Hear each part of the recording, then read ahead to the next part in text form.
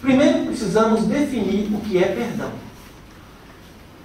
Perdoar não é desculpar, dar nova oportunidade, esquecer as ofensas. Ninguém esquece a ofensa. Isso fica na memória. Perdoar, o que significa? Perdoar é superar a mágoa da ofensa recebida.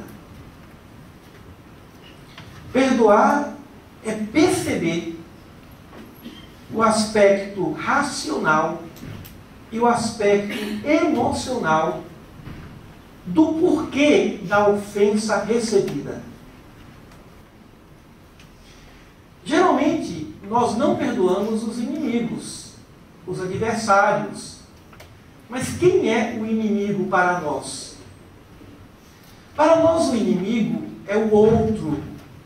É aquele que nos impede na realização dos propósitos. Os que se tornam adversários dos nossos projetos. Aqueles que dificultam os nossos trabalhos, os nossos propósitos, inclusive bons ou maus propósitos. Os espíritos ainda ligados às imperfeições consideram os espíritos superiores seus inimigos. Mas será que nós verdadeiramente temos inimigos? O que seria o perdão? O perdão é o início de uma tentativa de compreensão racional e emocional acerca daquilo que se apresenta como antagonista ou algo que surgiu para se opor às nossas expectativas. Mas precisamos entender que aquelas pessoas que se opõem, que dificultam, por meio de perseguições, a realização dos nossos projetos, essas pessoas são placas de sinalização de que não estamos bem em nossos propósitos. Eles precisam de uma reconstrução, de uma reciclagem, porque quando a providência divina verdadeiramente quer, ela sabe como afastar o opositor. Então, aquele indivíduo que chega no nosso ambiente de trabalho, no nosso ambiente familiar, e que se opõe a nós, ele é uma mensagem da lei natural querendo dizer: melhore ou construa uma melhoria em você. Então, aquele que chega nos aborrecendo, ele está com uma placa de sinalização dizendo: mude, modifique ou melhore ainda aquilo que está bom. Mas nós reagimos. Nós amamos aqueles que nos amam. Nós não queremos críticas, não aceitamos opositores. Isso faz parte, inclusive, da lei de conservação. Isso faz parte até da lei do progresso. Mas precisamos entender que essa, entre aspas, compreensão, ela pode existir no plano racional, por meio de uma compreensão profunda dos porquês daquela contrariedade, mas também uma compreensão emocional. Mas por que não queremos compreender e não aceitamos o opositor? Porque não temos preparo para isso. Não temos a devida compreensão, a devida sabedoria e o devido preparo emocional para isso.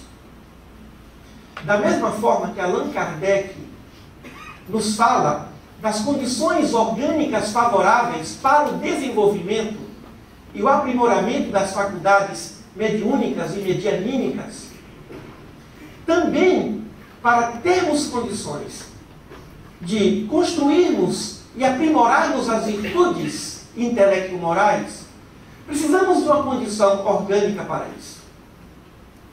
Nós temos o cérebro, ou os cérebros, que construímos ao longo de milênios, ao longo de séculos.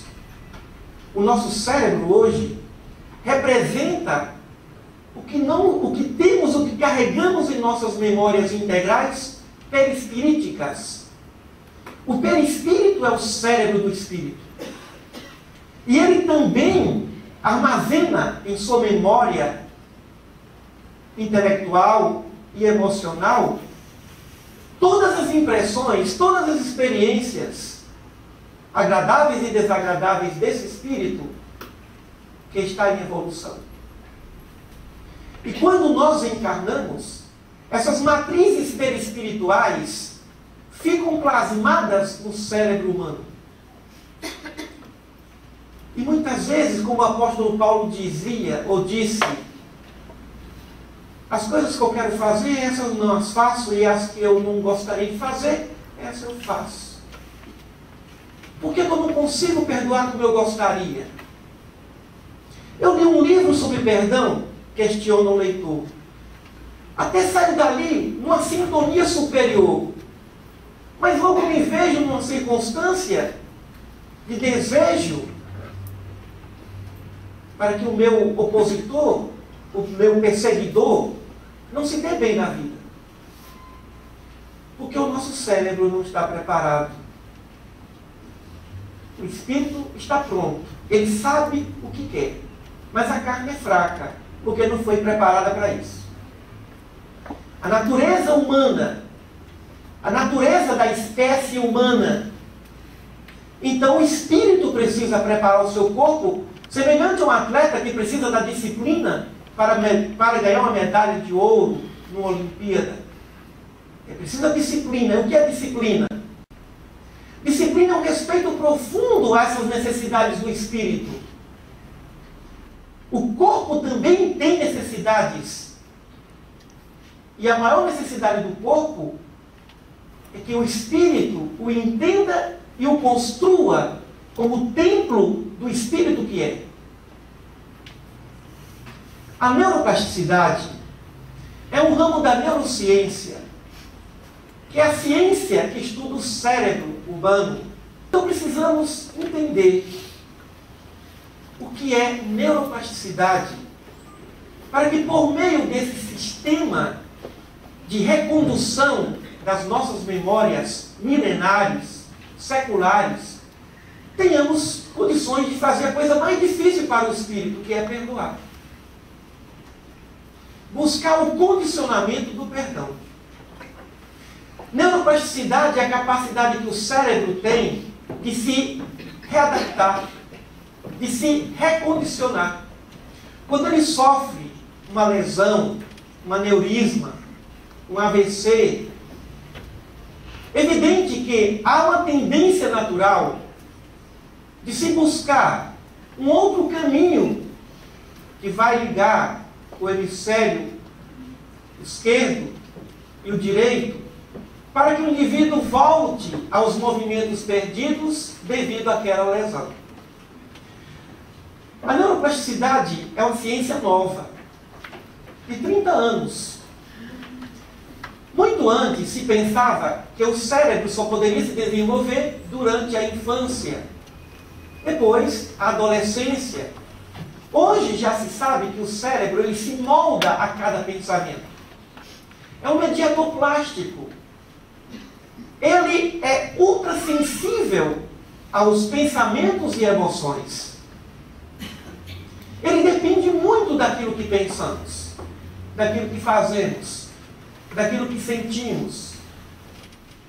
Então é possível, sim, se voltar, se recobrar aos movimentos perdidos devido a uma lesão. E os neurocientistas trabalham hoje nessa nova filosofia, dessa nova ciência de aprendizado no tocante ao cérebro humano. Do mesmo modo, podemos recanalizar, buscar novas motivações para que o cérebro entenda o que nós queremos. Porque se o espírito quer perdoar, mas se o cérebro não tiver condições favoráveis, sinapses, neurônios para isso, nós não vamos conseguir perdoar.